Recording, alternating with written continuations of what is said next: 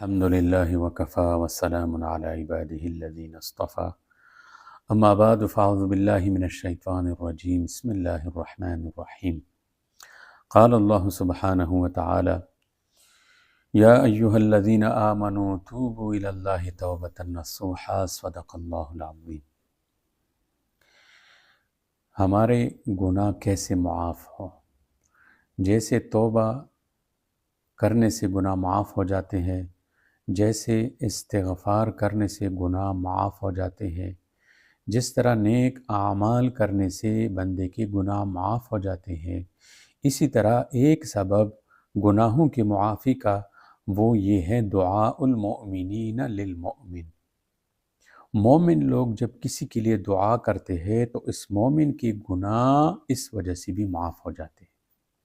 مسلم شریف کی روایت میں ہے، حدیث پاک میں ہے، نبی پاک صلی اللہ علیہ وسلم نے ارشاد فرمایا ما من رجل مسلم یموت ویقوم علی جنازته 40 رجلا الا شفاہ اللہ، کہ جو مسلمان آدمی فوت ہو اور اس کے جنازے کے لیے 40 آدمی کھڑے ہو جائے تو اللہ تبارک و تعالیٰ اس کی شفاعت فرما دیتے ہیں۔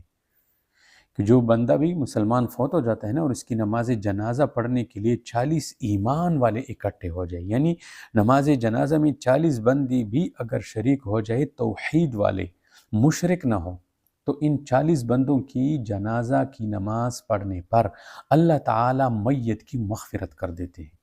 تو دیکھو کہ مومنین کی دعا پر گناہ معاف ہو جاتے ہیں۔ ہم دعا کرتے ہیں نا نماز جنازہ میں، اللہم اغفر لحینا و میتنا و شاہدنا، تو یہ بھی اللہ جل جلالہ کی شان ہے۔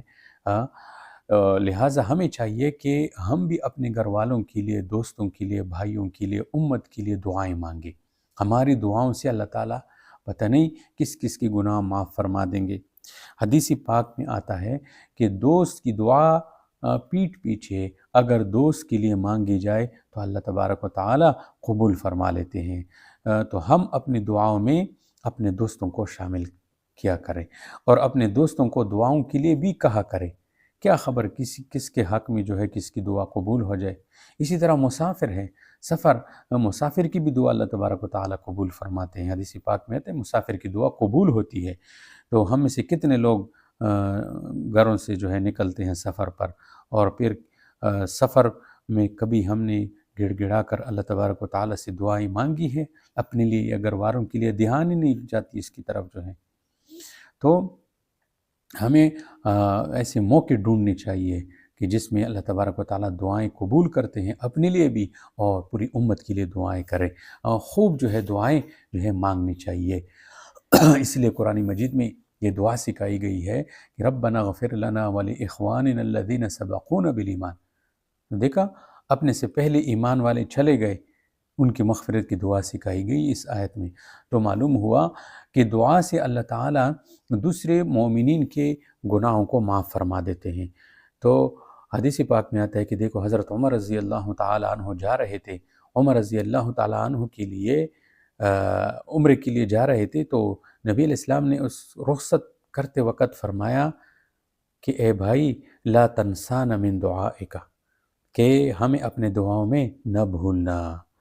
تو نبی علیہ السلام نے امت کو تعلیم دی کہ اگر محبوب صلی اللہ علیہ وسلم عمر رضی اللہ تعالیٰ عنہ کو دعا کے لیے فرماتے ہیں تو ہمیں بھی چاہیے کہ ہم بھی اپنے ساتھیوں کو، بھائیوں کو، گھر والوں کو دعا کے لیے کہا کرے۔ تو مومن کی دعا سے بھی اللہ تعالیٰ گناہ معاف فرما دیتے ہیں۔